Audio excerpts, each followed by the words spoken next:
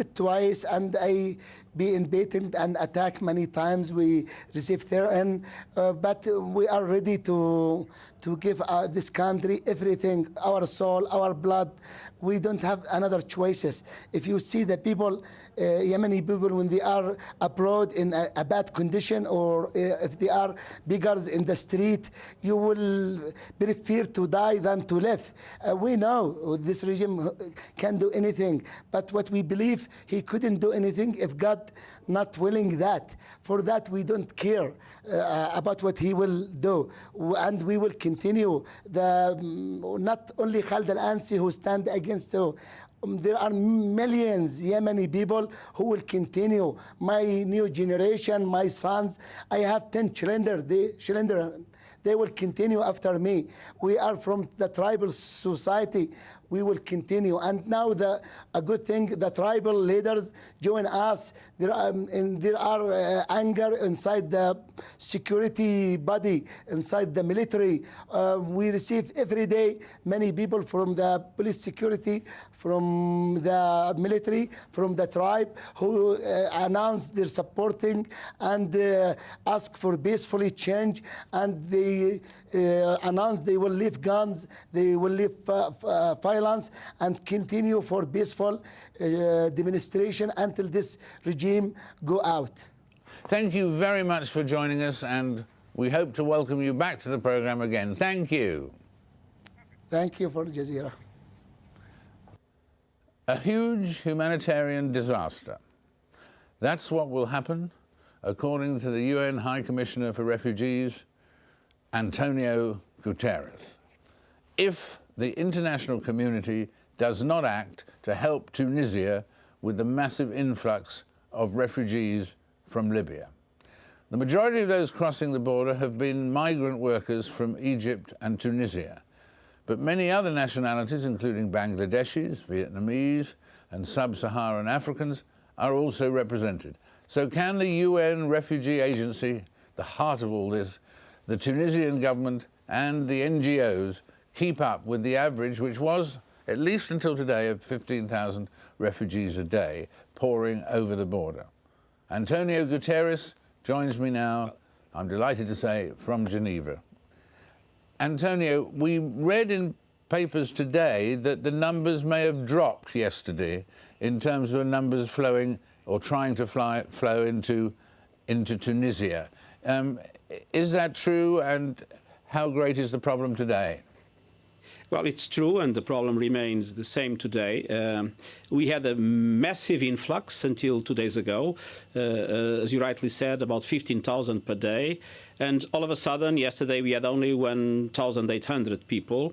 And today, also, the numbers are relatively small. The difference is that the Libyan side of the border, that was totally disorganized, became very well organized with a massive police and military presence in the border, on the way to the border.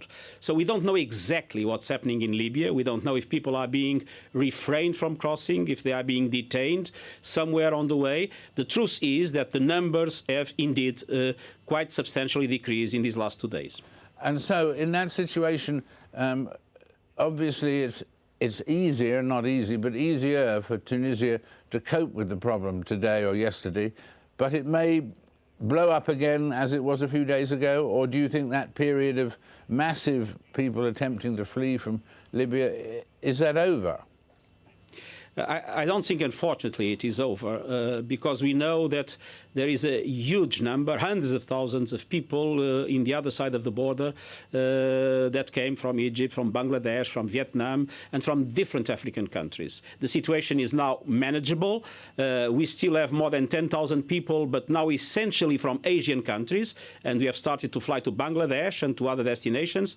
But the truth is that we are afraid because we know that hundreds of thousands of Bangladeshis, other Asians, and especially Africans have not yet shown up.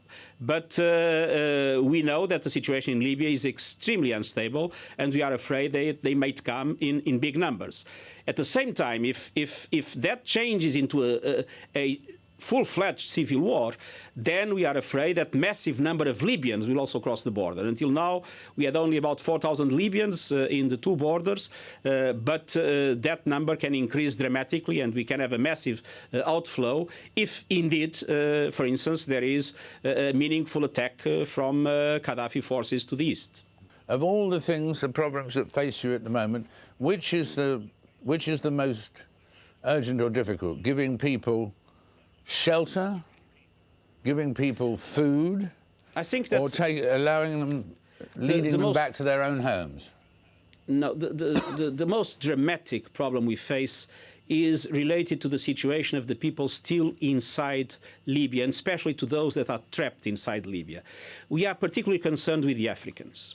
There are hundreds of thousands of African workers in Libya, and very few have shown up at the borders. And we know that because of the African mercenaries that are used by the regime, there is a reaction of the population in relation to Africans. And there is sometimes a confusion, thinking that everybody that comes from sub-Saharan Africa might be related to those mercenary activities.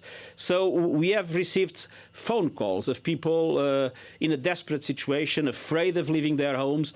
And it is the situation of these African communities inside Libya that now corresponds to our biggest concern. We know that several thousand of them are in Benghazi waiting for a possible evacuation.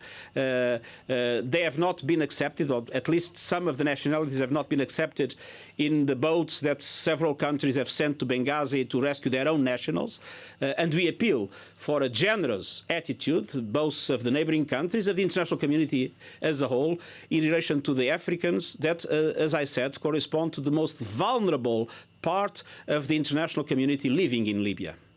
And so in this particular situation, you said a few days ago, but it's still true, is it, that thousands of lives are still at risk? I believe that thousands of lives, hundreds of thousands of lives are at risk. And I believe that of those lives, many cannot go back to their countries of origin. We are helping, as I said, tens of thousands of people to go back to Egypt, to Bangladesh, to Mali, to several other countries. But there are people from Somalia. It's not possible to send them back to Somalia. There are people from Eritrea that fled the regime. It's not possible to send back. There are Palestinians in Libya. It's absolutely essential, and I appeal both to the neighboring countries and also to the international community to open their doors and to be able to receive them. How long will this go on? When will we be talking about it in the past tense? In a year's time? 6 months? That is very difficult to say. Look at Côte d'Ivoire. You have two presidents in the same city for months, and the international community has not been able to solve this problem. Here it's much more complicated. The forces are much more relevant. The harms in the scenario are much more powerful. And the international community seems not to have the instruments to really stop the possible bloodshed that might occur.